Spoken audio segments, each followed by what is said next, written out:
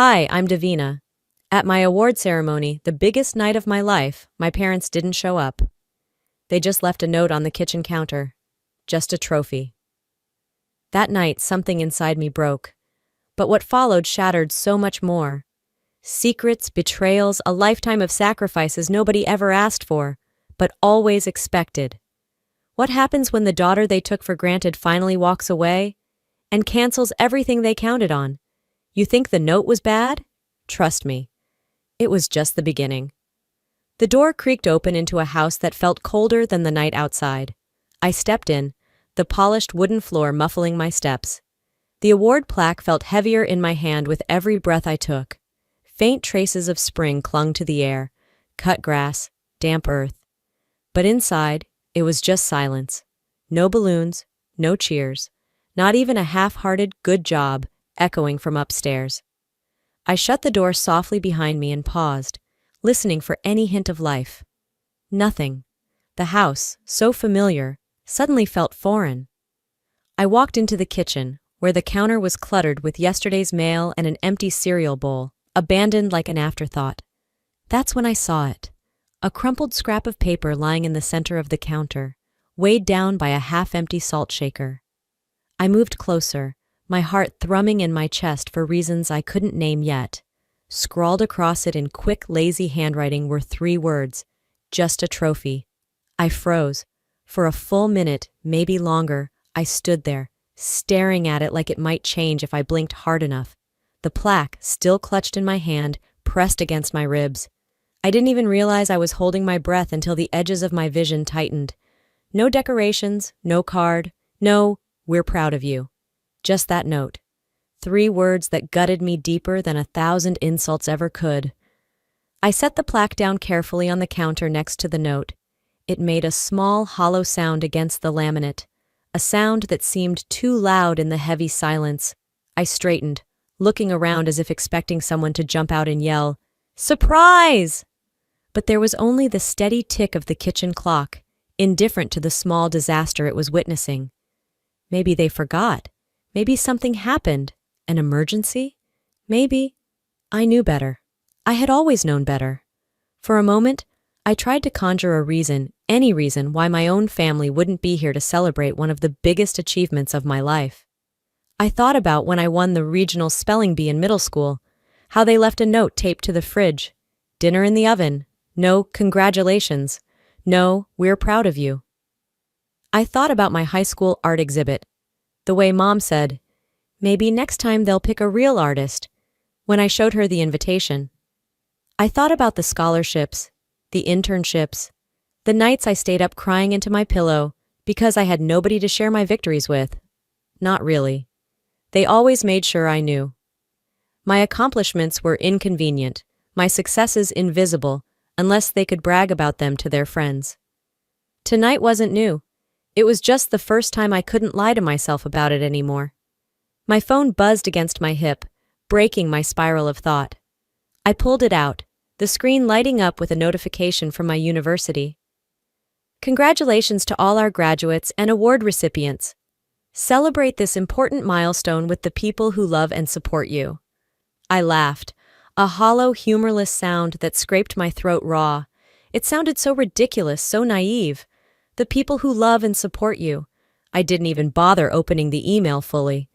I locked the screen and shoved the phone back into my pocket, feeling the weight of it like another anchor dragging me down. I grabbed a glass from the cabinet and filled it with water, my hands shaking just enough to slosh a little over the rim. I drank it down quickly, trying to wash away the bitter taste crawling up my throat.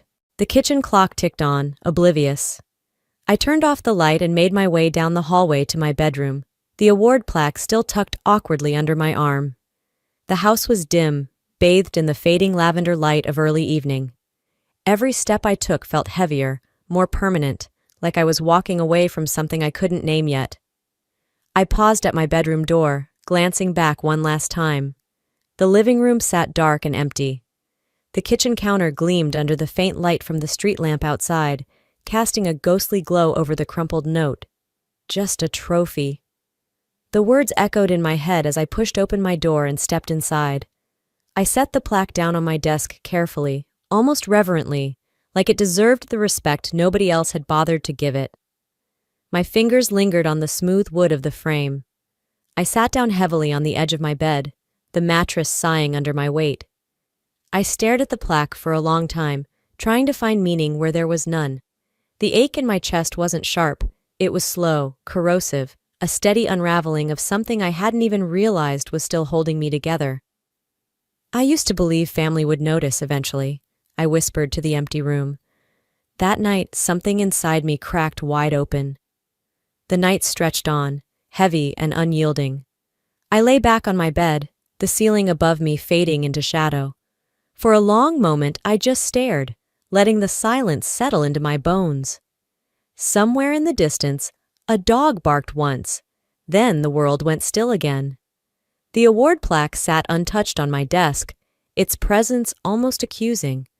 I closed my eyes, but the weight in my chest didn't lift.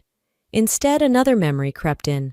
One I hadn't invited, but one that came anyway, the way old wounds always do when you're already bleeding. A week ago, the backyard had pulsed with life, music thudding against the walls like a heartbeat I wasn't allowed to join. I remembered lying in bed, the bass so loud it rattled the glass of my window.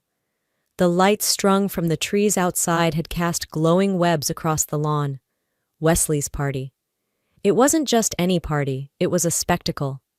Food trucks lined the curb, their neon signs flashing like beacons. A DJ spun tracks from a booth set up on the patio. A drone buzzed overhead, capturing every smiling face, every drunken cheer. People I didn't even recognize streamed in and out of our house, laughing, hugging, congratulating.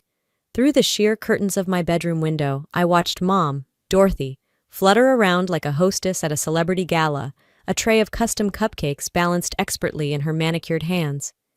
Each cupcake was topped with a miniature fondant version of Wesley's face, complete with his cocky smirk. Dad manned the grill like it was the 4th of July, flipping burgers and ribs with theatrical flair, laughing too loudly at jokes that weren't that funny. Guests toasted Wesley, patted him on the back, snapped selfies with him as if being near him would somehow transfer his good fortune onto them. And me? I wasn't invited. I wasn't even acknowledged. I sat at my desk, pretending to work, pretending not to hear the music, the laughter, the clinking of glasses, pretending it didn't matter. It wasn't the first time. Growing up, Wesley was the sun, and I was just a planet forced to orbit him, unnoticed. Every birthday of his was an event, a blowout party, banners hung across the living room, gifts piled high. For mine, if they remembered, it was a leftover cake from the grocery store and a distracted, happy birthday over breakfast. When Wesley barely passed his finals in high school, there was a dinner out, complete with a custom-made cake shaped like a graduation cap. When I graduated summa cum laude from university, Mom said, "That's nice, honey," without even looking up from her phone. As a child, I learned quickly that asking for attention was a sin. If I asked for help with homework, I was being difficult. If I asked for space to paint, to write, to breathe, I was starting drama. Wesley always needed the room to revolve around him, and it always did. The more I tried to matter, the more invisible I became. Lying there in the dark, the echoes of Wesley's party still vivid in my mind, I felt the old hurt twisting itself tighter around my ribs. They had celebrated him like he won the Nobel Prize. They left me a crumpled note and an empty house. Earlier today, if I could even call it that, it already felt like a lifetime ago. I'd found the courage to ask Mom, standing there in the kitchen after my ceremony, clutching my plaque like a lifeline. "Did no one want to do anything for me?" I'd asked, voice carefully neutral, like I wasn't begging for something as simple as being seen. She hadn't even looked up from sorting the mail. Without missing a beat, Dorothy said, "You're not really the celebrating type, are you?" As if that was a compliment. As if her indifference was an act of mercy. I remembered standing there feeling like an idiot, feeling like a child again, foolish for needing anything at all. Her words stung not because they were sharp, but because they were so thoughtless, so casual, like my existence didn't warrant more than a shrug. I turned onto my side, the bedsheets cool against my skin. The plaque on the desk gleamed dully in the faint light spilling in from the street lamp outside. I should have known. I did know. But there's a difference between knowing something in your head and feeling it crack open in your chest. I thought about every time I had clapped for Wesley, cheered for his games, celebrated his smallest victories even when he didn't notice. I thought about all the times I sat quietly with my own wins, waiting for someone to care, and when no one did, telling myself it didn't matter. But it did. It always did. The clock on my nightstand blinked 1:17 a.m. in cold blue digits. I pulled the blanket tighter around myself, even though it wasn't cold. Sleep wouldn't come. It never did when the ache got this loud. For a long time I lay there, staring at the faint outline of the ceiling, my mind racing through years of neglect disguised as giving me space. And in that restless silence, something inside me hardened. They were never going to celebrate me. They were never going to see me. Not really. Because to them, I was never the reason to celebrate. I was the background noise, the shadow that made Wesley shine brighter. I squeezed my eyes shut, willing the tears not to fall. I was done crying for people who never cried for me. That was the night I decided silence wasn't grace. It was erasure. And I was done being erased. The clock blinked 2:04 a.m. when I finally sat up. My room smelled faintly of lavender from the candle I never lit, a mockery of calm. I pressed my bare feet onto the cool floor and let my hands rest in my lap for a moment, breathing in the weight of everything I could no longer carry. No one was coming to fix it. No apology would be offered. And I was done waiting for one. I moved quietly, careful not to make noise, even though there was no one awake to hear me. The duffel bag I used back when I moved into the dorm sat folded under my bed, a little dusty but serviceable. I pulled it out, shaking it open. The zipper let out a low scrape that sounded too loud in the stillness. I packed methodically. My laptop, charger, and the degree I fought for without a single congratulatory handshake from my parents. The envelope of cash I'd saved from tutoring sessions and late-night shifts at the campus library. Jeans, 2 sweaters, the comfortable sneakers I bought last Black Friday, while everyone else splurged on flat-screen TVs. I left behind anything that felt like a chain. Yearbooks, gifts I never asked for but received anyway, like someone had picked up whatever was nearest to the checkout line. No notes, no farewell, just movement. Downstairs, the house was bathed in dim shadows. I stood at the threshold of the living room for a moment, scanning the furniture, the family photos that lined the mantel. None of them featured me alone. I was background noise there too, wedged into the corners, an afterthought. I adjusted the strap on my shoulder and turned the doorknob slowly, the latch giving way with a reluctant click. Stepping outside, the crisp air wrapped around me like a second skin. A few stars winked through the thinning clouds. The driveway stretched before me, and beyond it, a different life. I paused, one hand resting lightly on the frame of the door. No one stirred upstairs. No silhouettes at the windows. No calls trailing after me, asking where I was going. They wouldn't even know I'd left until morning, if they noticed at all. I closed the door without a sound. The 30-minute drive to the motel felt both impossibly long and brutally short. The roads were mostly empty, the occasional truck humming by in the opposite lane. The radio played low, a classic rock station half lost to static, but I didn't turn it off. It was better than sitting alone with the buzz of my own heartbeat. The motel was one of those places you blink and miss on the highway, a squat one-story building with peeling paint and a neon vacancy sign that flickered weakly against the night. Inside, the clerk barely looked up from his newspaper as I slid my ID across the counter. He handed me a key, an actual metal key, not a plastic card, and mumbled something about free coffee in the morning. I nodded, tucking the key into my jacket pocket. The room was nothing special. Bed, dresser, tiny bathroom. Faded wallpaper peeled slightly at the corners. But when I stepped inside and turned the lock behind me, I realized something I hadn't felt in years. Relief. No invisible expectations hanging in the air, no tightrope to walk between being too much and never enough. Just 4 walls, a sagging mattress, and a silence that didn't judge me. I dropped the duffel bag on the bed and sat down beside it. My body ached in ways I hadn't noticed before, from holding it all together, from carrying so much alone. Pulling out my laptop, I flipped it open and created a new document. At the top, I typed the title without hesitation, Everything They Don't Know I Paid For. And then the list began. Wesley's laptop when he spilled soda on it 2 years ago and never told anyone. Dad's overdue Visa bill I paid off in secret so he wouldn't lose his credit line. The water bill Mom forgot about during that rough winter when we almost had the pipes freeze. My own textbooks, my own gas money, the groceries that mysteriously refilled the pantry when someone must have remembered to shop. Line after line poured out of me. Every silent bailout, every invisible act of love they never noticed, or worse, never thought to ask where it came from. I stared at the screen, my jaw tight. It wasn't just the money. It was the emotional math I had been doing for years, calculating what parts of myself to suppress just to keep the peace. And for what? Not a party, not even a hug. Just a note on the counter and a shrug that told me all I needed to know. My hands hovered over the keyboard as a new thought began to crystallize, sharper than any sadness. This wasn't about getting even. It wasn't about making them hurt the way I had been hurt. It was about making sure the weight they so casually placed on my shoulders stayed off for good. Because I was done. Done carrying them, done patching up holes they refused to see, done sacrificing my sanity for scraps of affection. I closed the laptop softly, like tucking in a child. 3 days, I thought. 3 days, and everything they leaned on would vanish. Not because I wanted revenge, but because survival sometimes looks like not catching a falling knife. Morning seeped into the motel room through the thin curtains, painting the faded carpet in stripes of dull light. I hadn't slept much, but I didn't feel tired. It was a different kind of energy humming under my skin, focused, deliberate, the kind you find when you finally realize no one's coming to save you.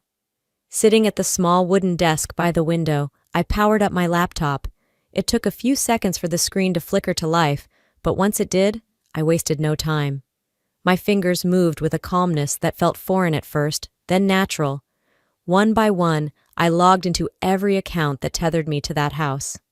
First, the family phone plan. I scrolled down, clicked Manage Lines, and deactivated each one except mine. A warning popped up. Are you sure you want to remove these users? They will lose service immediately. I clicked yes without hesitation. Next, the streaming services. Spotify tied to Wesley's email, Netflix still billed to my card, even the cloud storage account my parents dumped every blurry family photo into. One by one, cancel, cancel, cancel. Then the utilities. I opened the water company portal, the electric company, the garbage disposal service, all still under my name, because at some point it had been easier for me to manage it than to listen to them complain. One click at a time, I dismantled the invisible safety net they never even knew existed. With every confirmation email that pinged into my inbox, a small knot in my chest loosened. Not because I wanted them to suffer, but because for the first time, I wasn't going to suffer for them. I closed the laptop and leaned back in the stiff motel chair, staring at the ceiling as if the answers were written there. It was still early, the muggy June air already making the small room feel stuffy. I opened the window slightly, letting in a weak breeze that smelled faintly of asphalt and cut grass. And then, the phone started buzzing. At first, it was just one notification, then another and another. Wesley, bro WTF, where's my Spotify? Wesley again. My phone's dead, man, I need it for work. Mom, Dorothy, sent a longer message. Why is my stylist saying payment failed? Davina, call me now. Another one from Dad. The lights are acting weird. Did you forget to pay again? I watched the messages roll in, a steady stream of panic disguised as accusations. The chaos I'd carried silently for years was now crashing down around them, and they were scrambling, desperate to find the net that had always caught them before they even realized they were falling. But this time, there was no net. Not anymore. Dorothy sent another message, this one laced with a guilt so thick it nearly made me laugh. You're hurting everyone. You always take things so personally. This isn't what family does to each other. It was almost impressive how quickly they shifted from confusion to blame.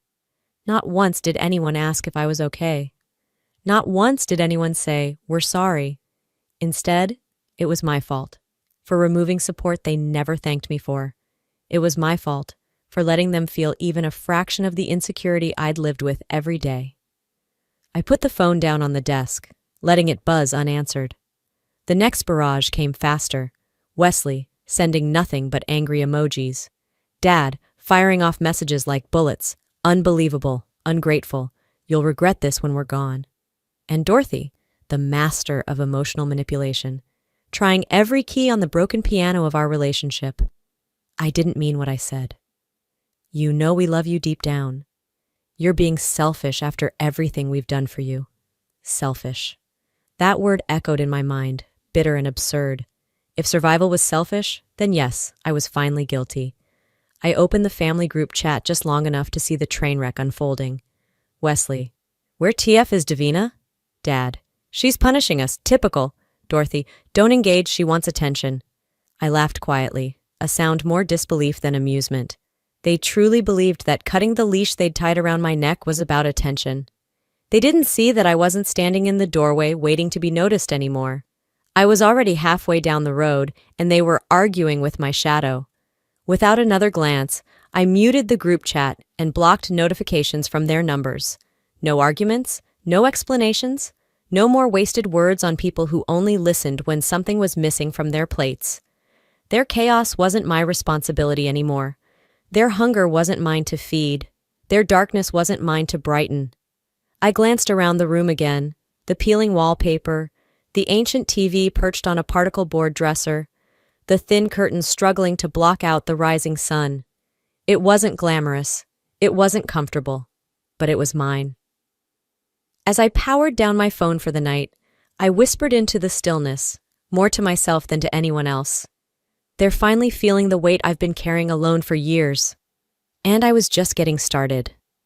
The next morning, the air inside the motel room was thick, heavy with the kind of humidity that made the walls feel closer than they were. I swung my legs off the bed and rubbed the back of my neck, letting the reality settle into my bones.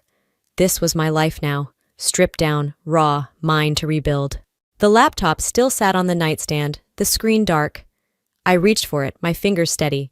There were no doubts clouding my mind anymore. No second guessing. I powered it on, and while it booted, I grabbed a bottle of water from the tiny motel fridge and took a sip, savoring the small luxury of doing something just for myself. When the email notification popped up, I saw it immediately, the subject line bold and almost shining through the gloom. Offer extended academic center manager position. My heart skipped once, twice, then thudded into a new rhythm. I clicked it open. It wasn't just an offer. It was a door, a real door. Full-time, benefits, a salary that wouldn't leave me scraping by, and my own office at the new center they were opening 2 towns over. They wanted me, not as a backup, not as a favor, not because it was convenient. They saw what I had built with my students, the quiet success I had nurtured in a place no one else cared to look. For a moment I just stared at the screen, letting the reality of it wash over me. I didn't have to explain myself. I didn't have to ask permission. All I had to do was say yes. I hit reply without a second thought. Thank you for the opportunity. I accept the offer with enthusiasm and look forward to contributing to the success of the new center. Click, send. The heaviness on my chest lifted just a fraction. Not enough to fly, but enough to breathe a little easier.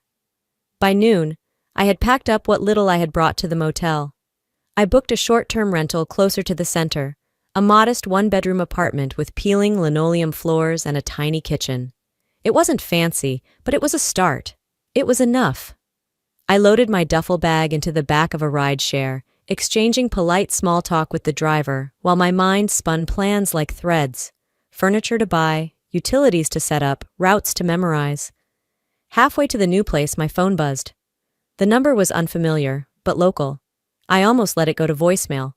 Almost, but curiosity got the better of me. Hello? I answered cautiously. No voice answered back, just a click. And then a mechanical voice from the recording. You have received a certified letter. Please check your front desk reception. Confused, I furrowed my brow but thanked the recording anyway. Once I reached the rental office, the front desk clerk handed me a slightly crumpled envelope. No return address. Just my name scrawled in messy handwriting. Dorothy. Of course. Back in the new apartment, surrounded by bare walls and possibility, I sat cross-legged on the floor and opened it. The letter was a patchwork of contradictions. Half apology, half blame. Words like, "We didn't mean to hurt you. You've always been independent. You never needed much. We were under a lot of stress. It wasn't personal. Family is about forgiveness. No real ownership, no real regret. Just another attempt to twist the blade a little softer, to reframe the years of neglect as an accident instead of a choice." I let the letter drop to the floor. It didn't deserve to be framed, to be mourned.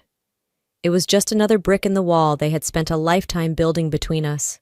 I stood up slowly, letting the ache in my joints remind me how long I had sat still for them. No more. "You can't fix a house built on quicksand," I muttered under my breath, tossing the letter into the small motel trash can. They weren't sorry. They were scared. Scared of losing their scapegoat, their silent labor, their fallback plan. Scared that without me, the cracks in the foundation they ignored for decades would finally split open and swallow them whole. I checked my email again. The confirmation for my lease had arrived. Move-in day was tomorrow. Tonight would be my last night in the motel. Tonight, I closed a chapter they still hadn't realized was over. As the late afternoon sun dipped low, throwing golden streaks across the stained carpet, I packed my bag again, lighter this time, less burdened. Locking the motel door behind me, I slung my duffel over one shoulder and smiled to myself. "They thought they could guilt me back," I whispered. They were wrong. The heavy motel door shut behind me for the last time, and I didn't look back. The sun blazed overhead, pressing down like a dare. I squared my shoulders against it, against all of it, and moved forward, into my new life, into a new place where no one knew my name unless I chose to tell them. The apartment wasn't much. Cracked tile floors, beige walls screaming for a fresh coat of paint, and a faint smell of paint thinner that clung to the air. But it was clean. It was quiet. It was mine. I spent the afternoon unpacking what little I owned. A few worn books, my laptop, a secondhand coffee maker. Piece by piece, I was building a life that no longer required permission. It was almost evening when I plugged my laptop into the wall and logged into my backup email account. I wasn't sure what made me check it. Curiosity maybe, or a premonition. The inbox was flooded. At first I thought it was junk mail, but then I saw the subject lines. "Family is everything. Betrayal cuts deepest. You reap what you sow." I opened one post link hesitantly, and there it was. A public Facebook rant, courtesy of Dorothy. Vague enough not to name me, but sharp enough that anyone with half a brain would know exactly who she meant. "Some people forget where they come from," it read. "They think success means cutting ties with the people who sacrificed everything for them. Shameful." Underneath, comments bloomed like weeds. "Stay strong, Dorothy. She'll regret it one day." "Kids these days are so selfish." Extended family chimed in. Aunts, cousins, neighbors who once handed me Halloween candy and now turned their backs without a second thought. I clicked through more posts. Wesley, too, had taken to Instagram, posting blurry photos of our old backyard with captions like, "Family ain't disposable," and "Some people just ain't built right." The worst part wasn't their words. It was how quickly strangers, people who hadn't lifted a finger for me in years, lapped them up like gospel. I sat back in the creaky chair, the laptop humming quietly on my desk. My chest tightened, not with grief, but with a kind of cold fury I hadn't allowed myself to feel until now. They could paint whatever picture they wanted. It didn't make it real. I reached for my water bottle when another notification dinged. A new email, this time sent to my work address. My stomach dropped the second I saw the sender's name. Wesley. I opened it with slow, deliberate fingers. "You better fix this," the email said. "I know where you work." No punctuation, no pleasantries, just a threat, thinly veiled but crystal clear. For a moment, I couldn't move. Not because I was scared. Not exactly. Because I knew what this meant. They weren't just trying to guilt me back anymore. They were choosing war. Slowly, methodically, I forwarded the email to my supervisor, adding a simple note. "Potential security concern. Please advise. I didn't want drama. I didn't want attention. I just wanted to do my job, live my life, and be left alone. But if they were going to bring the fight to my doorstep, I wasn't about to stand there and let them.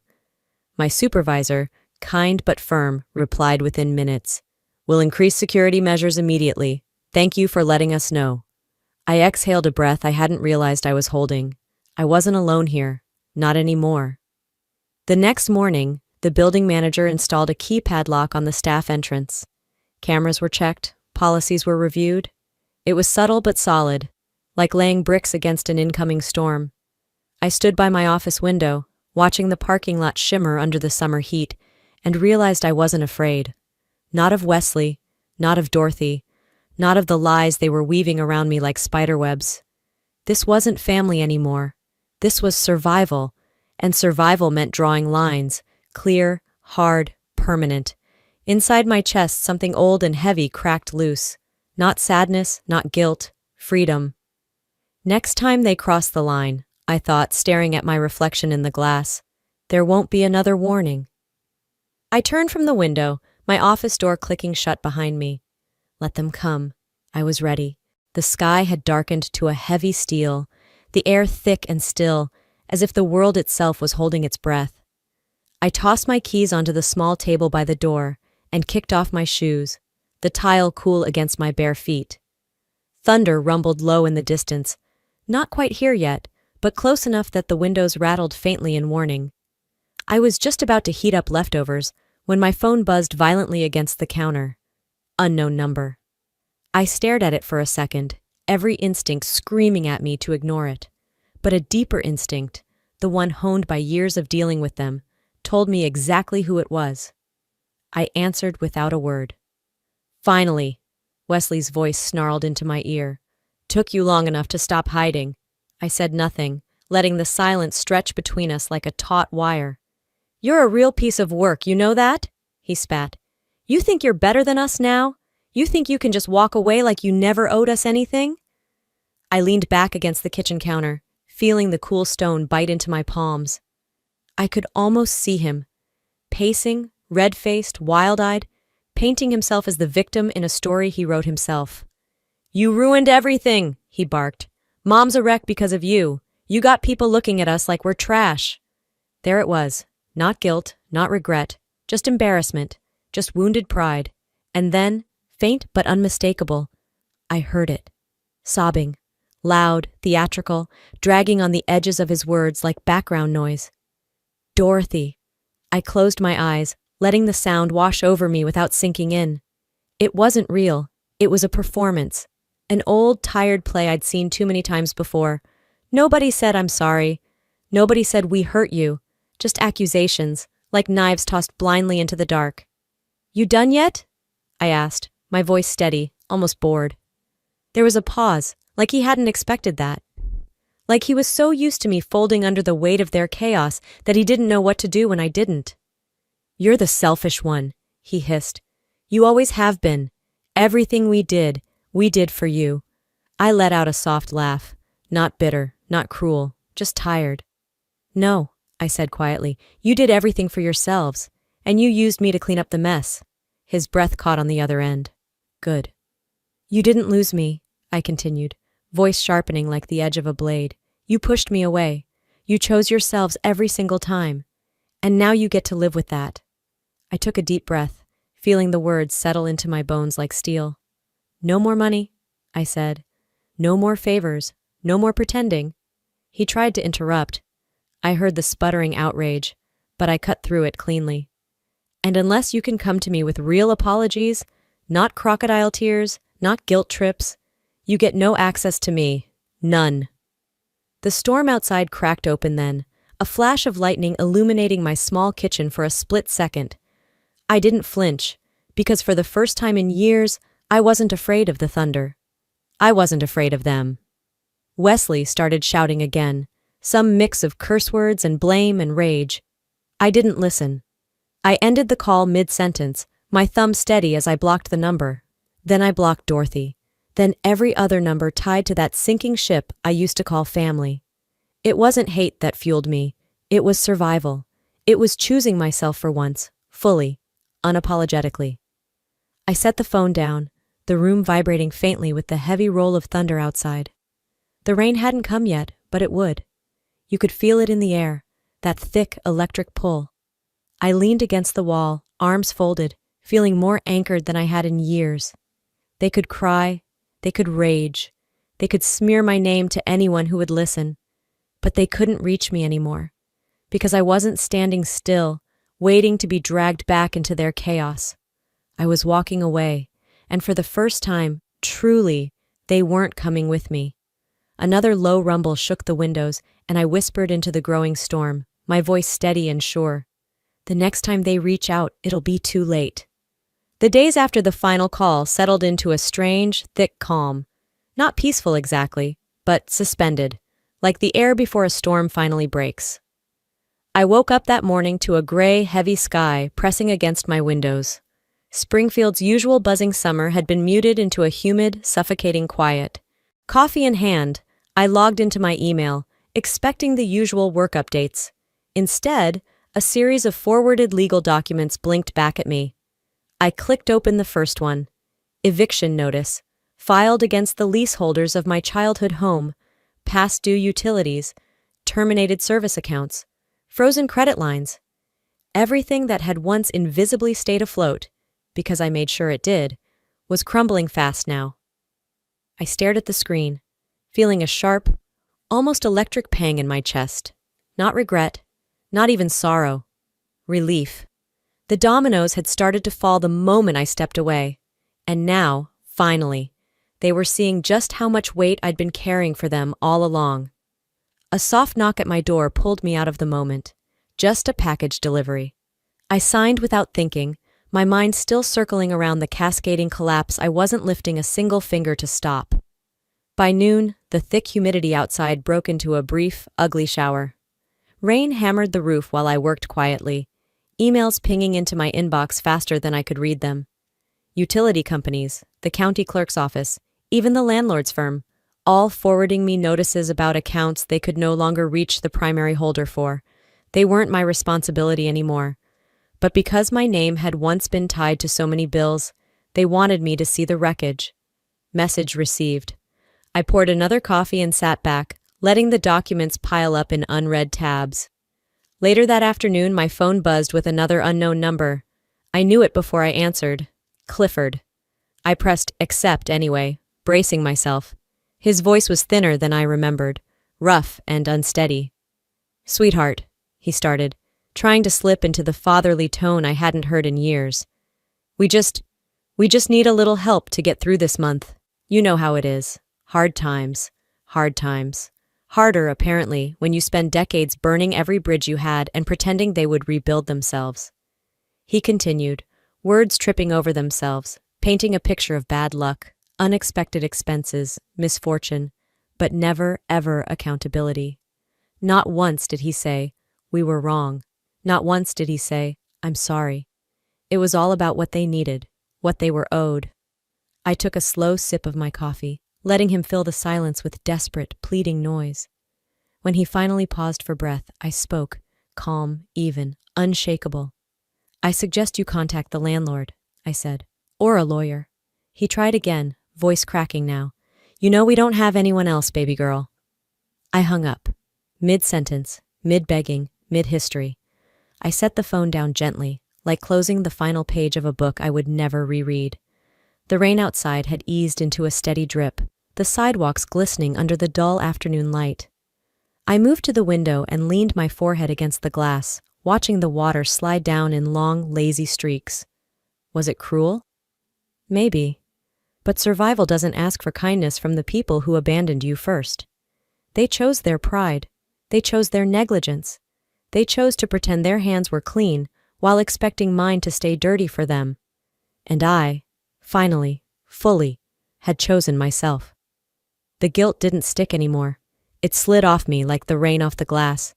They could rebuild if they wanted. They could start fresh, or they could drown in the mess they made.